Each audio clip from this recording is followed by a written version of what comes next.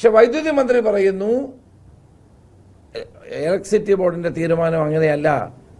ആ BOT carborundum universal ലിമിറ്റഡിൻ്റെ മണിയാറിലെ വൈദ്യുതി ഉൽപാദന കേന്ദ്രം ആ പദ്ധതി കരാറ് കാലാവധി കഴിഞ്ഞുകൊണ്ട് തിരിച്ചെടുക്കണമെന്നാണ്. വ്യവസായ മന്ത്രി പറയുന്നത് 25 വർഷം കൂടി നീട്ടിക്കൊടുക്കണമെന്നാണ്. ഈ കാര്യത്തിൽ മുഖ്യമന്ത്രിയുടെ മൗനം വലിയ തോതിലുള്ള ആശയക്കുഴപ്പത്തിന് വഴിതെളിക്കുകയാണ്.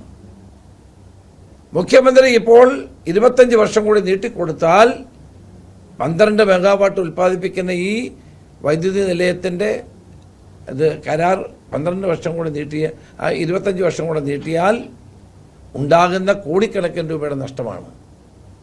ഇതിൻ്റെ പ്രയോജനം ഉണ്ടാകുന്ന ആർക്കാണ്?